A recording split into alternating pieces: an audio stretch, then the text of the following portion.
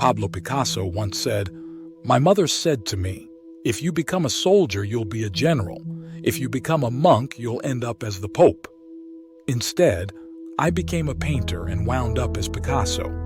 I'd like to share with you an experience that totally changed my life for the best, and I think hearing about it will inspire you too. I had the opportunity to live in Japan for about 8 months. During that time, I met a man who was a multi-billionaire. On 2 occasions, I had the rare opportunity to visit with this man at one of his villas in Kyoto, Japan. The place was beautiful, as you can imagine it would be for a man worth billions, but the real beauty was hidden. Inside the basement of one of his homes was an art gallery filled with many of the rarest paintings and art in the world. Monet, Picasso, Rembrandt, Dali, and many others, all bought by this man and his father. The paintings were easily worth tens of millions of dollars. During one of my visits, I was invited to a tea ceremony with this rich man. With just the 2 of us, along with the tea server and translator, one of life's greatest lessons was about to be learned.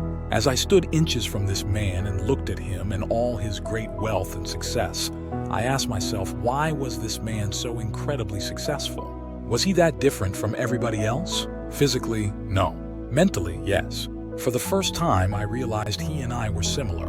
We both had 2 arms and 2 legs, 2 eyes, 2 ears, and 1 mouth. Sure, I was taller than him by at least a foot and had to outweigh him. I was younger, faster, and stronger. Still, I kept asking myself, why is this man so successful when most others aren't?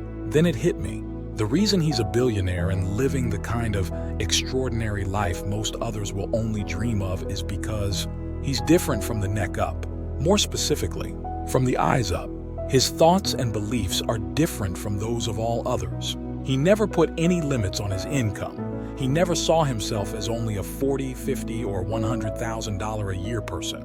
He believed he was worthy of experiencing fabulous opportunities and accomplishments, and as a result, his experiences and success have been and continue to be truly unlimited.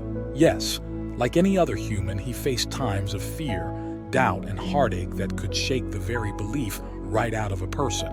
Yet the big difference was, he never gave in to those fears and doubts or accepted them as major deciding factors and influences in his life. His belief in himself overcame all those things that have held and continue to hold other people back from having and experiencing everything that's available to them right now.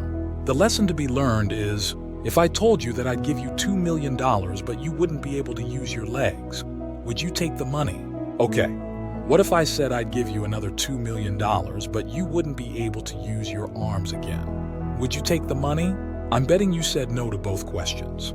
And you know what? You're already worth $4 million and I'm just getting started. The point I want to make is that you're already worth a fortune.